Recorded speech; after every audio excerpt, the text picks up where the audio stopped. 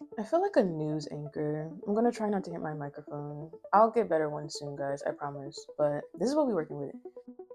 Hello, everyone. I am Nikia Bella. This is my channel, Faux Intellectual, where I talk about, I make video essays about anything I want to, but I can tell that this channel is more going to be focused on political stuff or a little bit, unless I find a topic that I really want to dive into.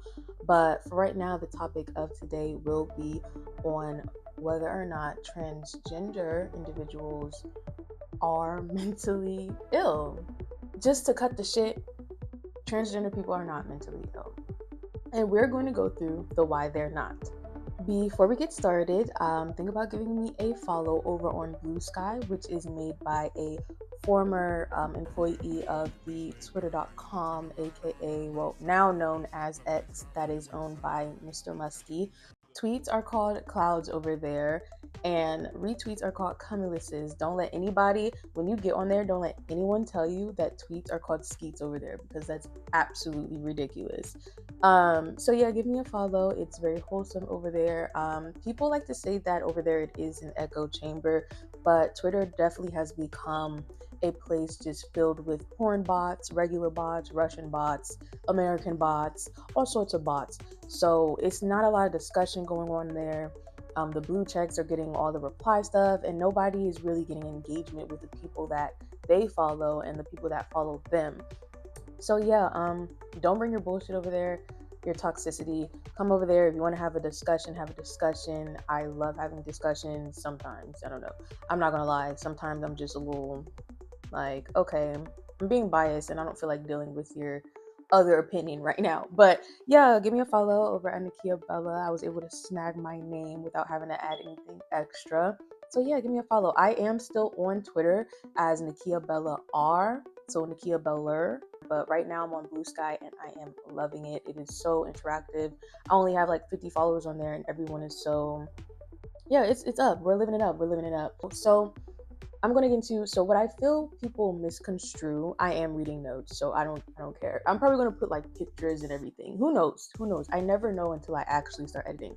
But yeah, I feel like what gets misconstrued when dealing with transgender individuals and their psychological differences is that they just look at the basis of what mental illness is.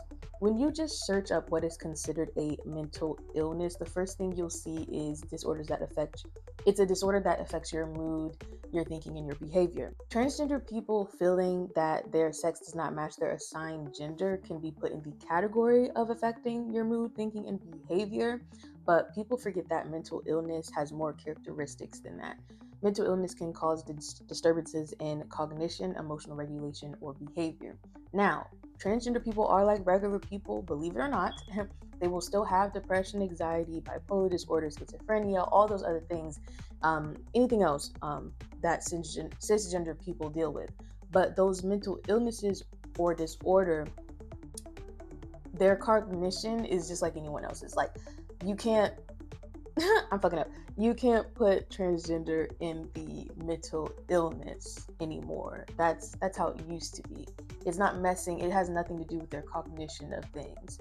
It nothing to do with that. Their emotional regulation really depends on how they are treated. That's why people think that it is a mental illness, because their emotional regulation could be uh, altered because of their environment. If their family is not supportive of them, or their peers, or things like that. So another reason I feel that people still stick with the transgenderism is a mental illness is because another characteristic is impairment. Mental illnesses can impair a person's ability to function in social, work, or family activities. And that is another thing that people misconstrue.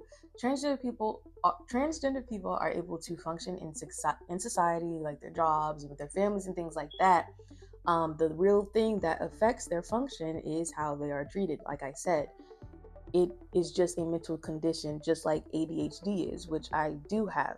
ADHD, some would consider it is an impairment, but there is medication to alleviate that impairment. I compare them because there are medication to alleviate the gender dysphoria. Now, gender dysphoria, look at me sounding like a teacher. Gender dysphoria is the distress a person experiences due to a mismatch between their gender and their sex assigned at birth. Now, those who identify with their sex are cisgender, which I am. I was born female and I identify as a woman. I identify with being a woman. I never once, and just to give more of an understanding to transgender individuals, I never once in my life growing up felt that I was born in the wrong body. I had my moment as a child when you're finding yourself, like during puberty, where I thought I was, what do you call it? It was gender fluid at the time, where I thought I was gender fluid because I have these feminine and masculine energies in me. I feel like partly or mostly due to the fact that one, I don't have a uterus, so my hormone levels are probably different. I never really got them checked, honestly, are probably different than women who have their uterus. I still have my ovaries, so everything that I needed for my female puberty it is there. So I went through my puberty because I had my eggs. But other than that, I never felt, oh, I want to cut my tits off. I hate this shit. I never looked in the mirror and felt anything besides the usual insecurities that comes with puberty. The reason why I identified with gender fluidity is because those masculine parts of me, on top of my father, like kind of not being mad at my tomboyish things and kind of feeding it a little bit. Like my dad just went with the flow. He just loves you and do what you have to do and don't fuck up. So yeah, I remember telling my dad about saying sometimes I feel like a he and sometimes I feel like a she, and we were just at the McDonald's and he was like, okay, cool, that's great. He don't care. So it never came to a point where I wanted to chop my tits off. I never felt anxiety or depression because what I saw in the mirror was not matching with what my brain was feeling. Some days I just wanted to be a he, and some days I wanted to be a she. A lot of days I did want to be a he. And there's days where I feel more masculine than other days. And I feel like all humans feel this, but because people are so focused on the binary of society, which the female is woman and the male is man, it's like people don't really look inside themselves to see that we are more than the binary of things. This life is so, there's a masculine and feminine energies in everything dealing with life, in our nature, in our food, even in our language. Is the feminine and masculine in everything. So I don't understand why it's so hard to believe. We're going to get into this later when it comes to the brain workings of transgender people.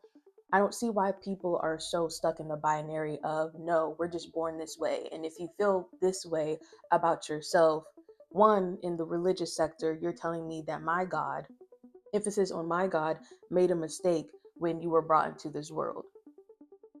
But the whole thing is, he didn't make a mistake. The brain did what the brain wanted to do. And the brain said, damn, we really feeling like the opposite gender right now. I don't know what we're seeing, but this isn't what I signed up for. And people should not be ostracized for that. That's why there's professionals and studies done on these things so we can know whether or not we should treat people like, hey, this is actually wrong, like this is actually causing them to like hurt people and themselves, or this is literally just their brain functions like this. Their body just so happens not to match with what their brain is functioning like. And to I hope I'm explaining this right. I'm not transgender, so I'm trying my best to really put into words what it could feel like. I just know I've never felt like that. And that's another issue. People never sit aside. They don't really care to sit aside. They don't care about anybody but themselves and their family, if that. People don't sit aside and think, what would it be like if when I look at myself as I'm looking at myself in this camera right now, and to just be disgusted with the fact that this is not the body I was supposed to be put in.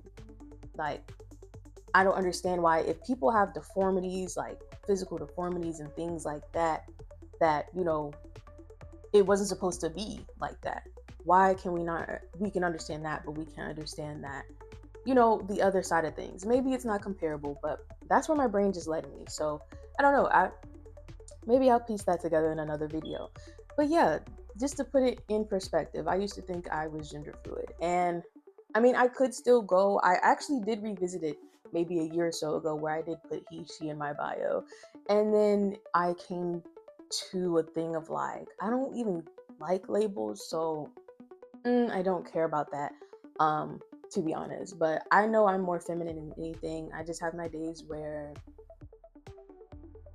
bro, like it's giving masculine. That's it is what it is. It is what it is.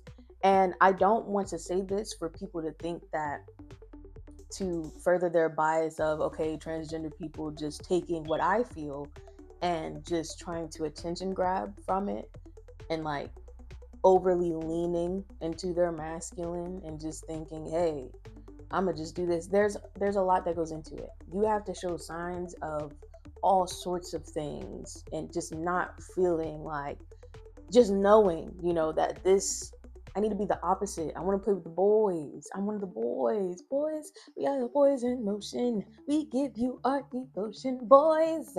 Like, it's more than that. It's more than that. So, once upon a time, I did see, when the transgender conversation gained traction again, that, well, we already know there is a war on intellectualism and on research, on scientists, things like that, and that they're being paid out by the Jews, the Democrats, the Jews are the Democrats, and all sorts of things like that, and that pharmaceutical companies are trying to make money off of people who identify as transgender. And what makes me like kind of upset about these points is that these are good points when it does come to businesses making money. Businesses always want to make money.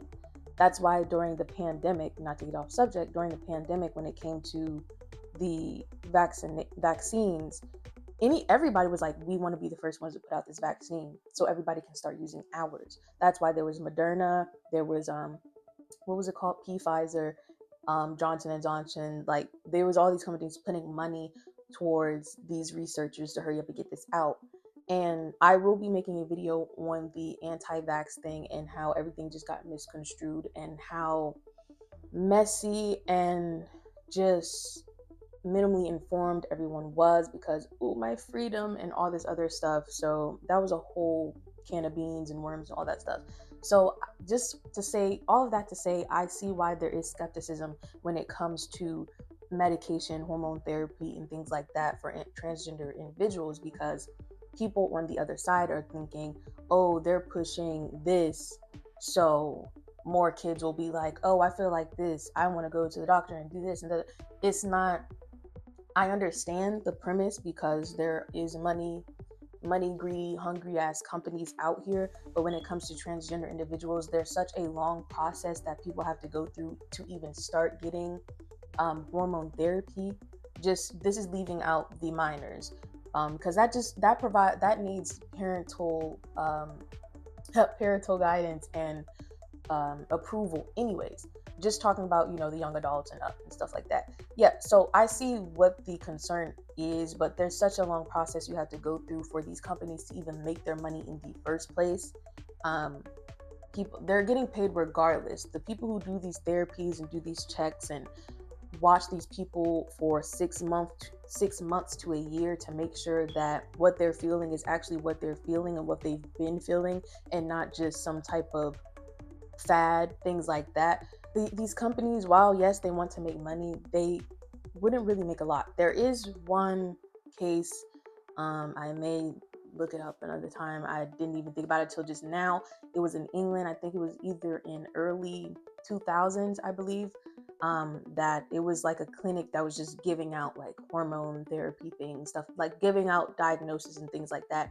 And when I read it, at first it did come off as, oh wow, they really are trying to make money off of just believing anybody is the opposite gender type of thing, basically not going through the proper procedures. So instead of thinking, where my brain was, is instead of thinking, oh, they did this on purpose, it was just negligence. It was just negligence, absolute negligence. And this happens in any practice. It doesn't matter if you're dealing with transgenderism, just diagnosis in general. Some people really are just like, oh, let's just make this money off of this fad. People are sick like that, but it's not on such a widespread, as far as I've seen, that there should be cause for concern like it is right now. This fake ass concern, let me be clear, this fake ass concern that a lot of the Republicans, the right, conservatives, MAGA people have for children that, one, aren't theirs, two, never will be theirs, because likely their children could be transgender, gay, and everything else, but they're being abused verbally and physically because of they are displaying themselves as, or maybe not even talking to their damn parents because they don't feel comfortable around their parents. These people do not care about children for real. A lot of politics uses children as a scapegoat because children cannot speak for themselves. Children are the silent class of people that you can speak for, and they cannot fight back and say, we don't have a problem with this. This is not happening the way you say it is happening. So it's fake concern mixed with real concern mixed with fake concern, if you catch my drift. I went off on a tangent. See, this happens all the time. So I went off on this tangent. I don't even know if I said it before. I went off on this tangent because the term used to be gender identity disorder, but it got updated in the Diagnostic and Statistical Manual of Mental Disorders, the 5th edition. It's basically the Diagnostic and Statistical Manual of Mental Disorders is like a library and one big ass book for scientific literature. Now, people forget that tangent. People forget that science is forever changing and we are forever finding new things about you know, people. So when these changes like this happen, on top of people already not trusting science, people who don't know about science already don't trust it, are just making up shit so things can be accepted. That tangent threw me off real bad. Oh my gosh. People who don't know about science or people who already do not trust the science feel like scientists are just making up shit so things can be accepted, or that they're being paid by the Democrats or being paid off by Jewish people to push an agenda that something is okay. Now, this is not the case. We are stuttering. We are studying the human body, the human brain, the human everything because we are very curious about ourselves. So when individuals who are different than the binary come into relevancy, scientists like to study these individuals. They've been studying this for over 100 years, I believe. Hopefully I find it. For over decades, for a very long time. This is nothing brand new. It is just the social media that we have nowadays, the access to everything that we have is why this is seeming like such a new phenomenon to people that don't give a fuck about others. I emphasize that mental disorders are associated with significant distress or impairment in important areas of functioning. Anxiety disorders, depression, bipolar disorder are just examples. It's like people's brains don't automatically factor in that transgender people still experience the human experience. Now, just because they don't associate with the sex they were assigned with doesn't mean that they are exempt from having a mental illness, but the mental illness does not come from being transgender. If you catch my drift, I hope I made sense. And a little bit about the Diagnostic and Statistical Manual of Mental Disorders, 5th edition. The DSM-5 features the most current text updates based on scientific literature with contributions from more than 200 subject matters. The DSM-5 also includes a comprehensive review of the impact of racism and discrimination on the diagnosis and manifestations of mental disorders, just like, PTSD and things like that. The manual will help clinicians and researchers define and classify mental disorders, which can improve diagnosis, treatment, and research.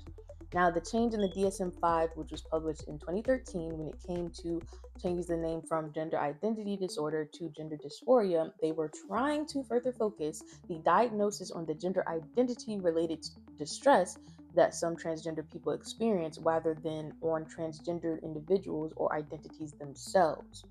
You get me? You following? Going back, I'm probably going to go in circles, then go forward, then go in a circle again. There's constant lies floating around about children just being able to say that they are the opposite gender and getting surgery and hormone therapy right away, and that is not how it works. When it comes to transgender children, parents and physicians are told to keep an eye on the child to see if they are exhibiting any behaviors associated with gender dysphoria. The person must have a marked incongruence between their experience or expressed gender and assigned gender of at least 6 months duration as manifested by at least 2 or more of the following. And I will put a screenshot to the criteria because they are using words that jumble up my ADHD brain. I understand these words when I read them to myself, but repeating them to you all will make me look like a fool. The person has to have a strong desire for the characteristics of the opposite gender. They have to have a strong desire to be treated as the other gender socially, or a strong conviction that one has the typical feelings and reactions of the other gender. Now, when people just read these at face value, They think that a parent who's progressive will see their child playing with a a transformer toy and say, oh, my child must be a boy, but that is not how it works.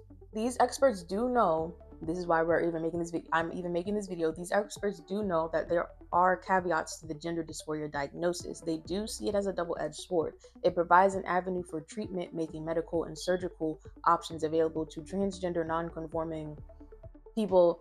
However, it also has the potential to stigmatize transgender people by categorizing them as mentally ill. The ultimate goal would be to categorize transgender treatment under an endocrine/medical diagnosis. I said endocrine the other time, but sometimes I just be like, I just like to say words just how they're not pronounced. In the past, transgender patients were disproportionately diagnosed with psychotic/mood disorders to explain their gender variance. Because of this, many in the community are understandably skeptical of mental health and psychiatric care. Now, this goes again into why people think that the hormone blockers and things are so dangerous. Medical professionals do say that although transgender patients have been treated psychiatrically, medically, and surgically for the past 100 years, standards of care regarding this patient population are still in infancy. Thus, research is still needed to develop more effective treatment.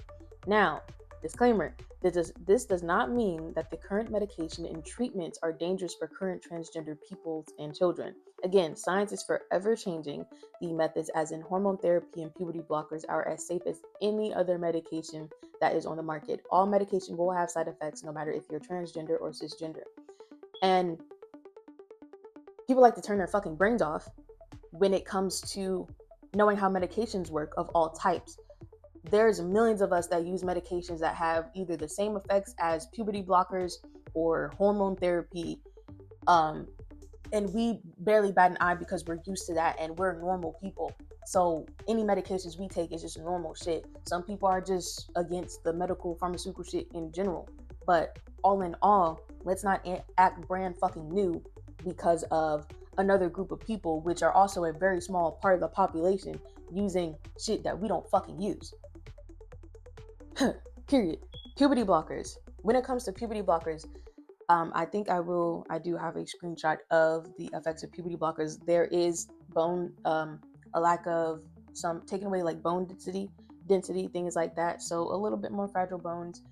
But all in all, puberty blockers are only used for a certain amount of time if necessary. Again, children, it's up to the parents. There we go. It is up to the parents. If they are minors, it is up to the parents if they even want to put their child on puberty blockers to prevent them going through the puberty that they don't want to go through in the first place. Again, there are so many people involved in this process. And for people to sit and think that every single physician and psychiatrist is in this process, just like, yeah, do whatever you want with your child. Do whatever. Let's give them this, is absurd. And that also shows that you just don't trust parents in general, but want to be biased and think that you're good enough to homeschool your child, but you don't think someone is a good enough parent to understand the risk or complications that come with puberty blockers. So for me and not for thee type shit. Like, I don't fuck with that. You know, you can homeschool your kid with no other credentials to your belt, and even some to your belt, and even some college educated folks don't have the means to teach their children because there is a method to teaching children, and now you want to homeschool them on top. Girl, bye. Yeah. So either we trust parents or we don't trust parents. If you don't want government interference, then let it be. There's already so many doctors and psychiatrists and therapists involved.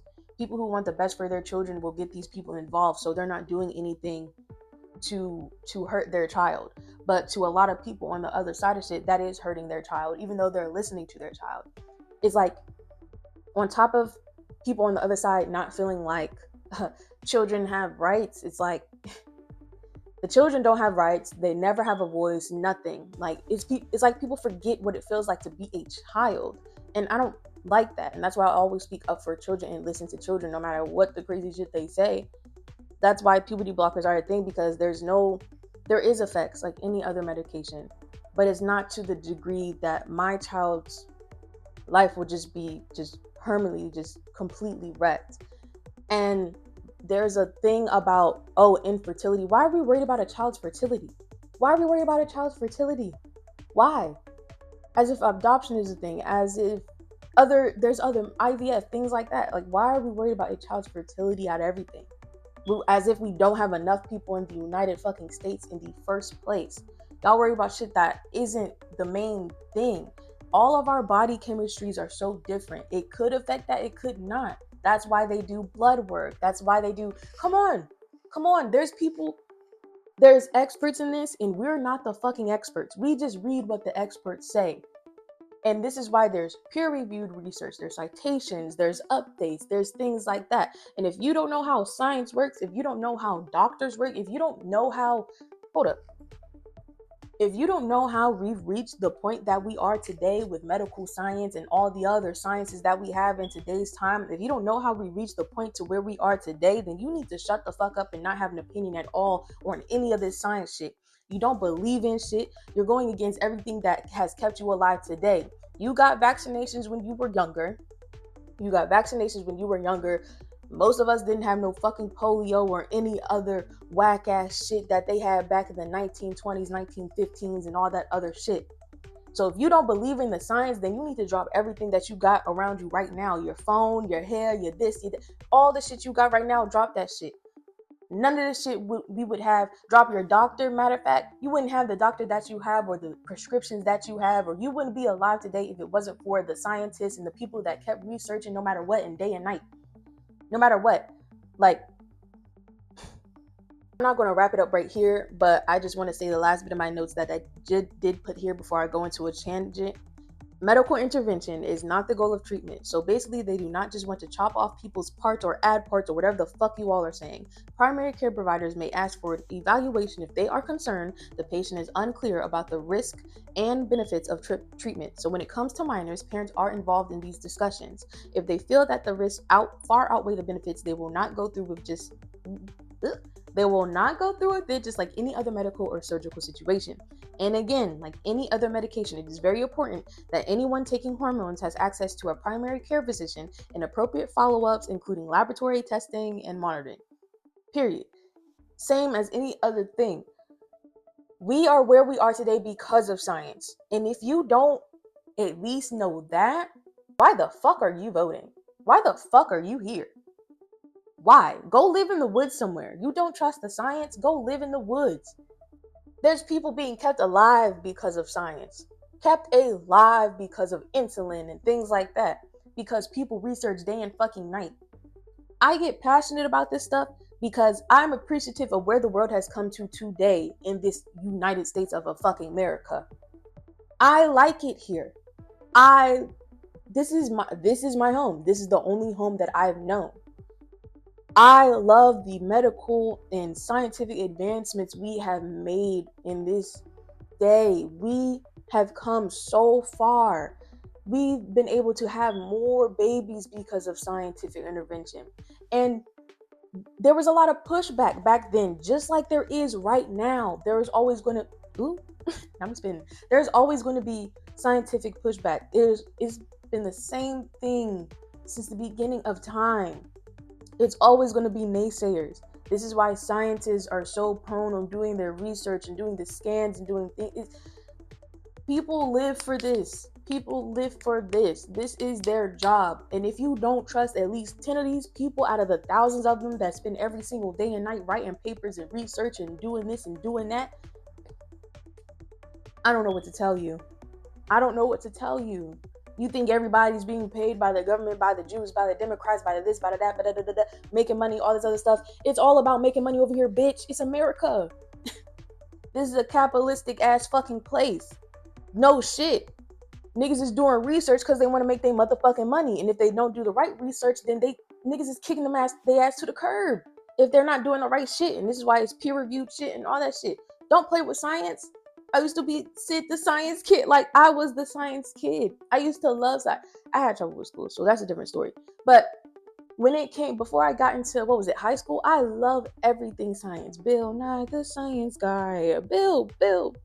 How everything worked was the best thing of my school existence, learning about how everything worked and how chemistry, if it wasn't for me having to do the work, I love chemistry. Chemistry is a fun thing, but the work, I hated it.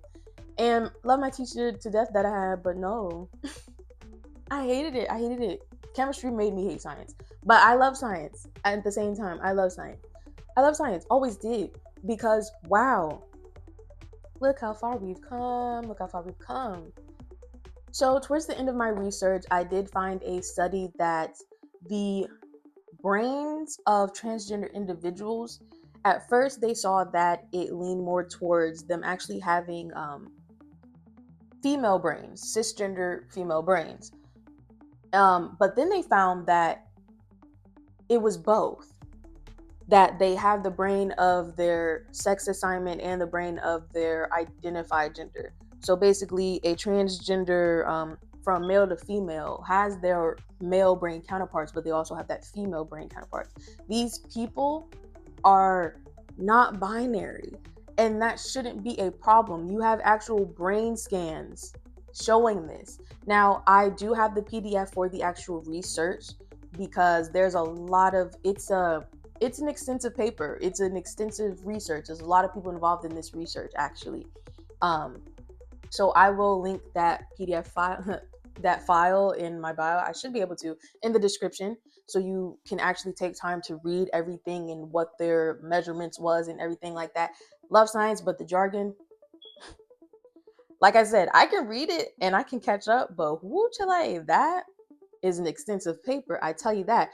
Okay, so basically, based on their brain structural data, they suggest a dimensional rather than binary gender construct, which will contribute to the destigmatization of transgender individuals. Yeah, so okay, on the study they checked transgender individuals before hormone therapy and after, and there was no change. Like, that's their brain. That's how their brain operates.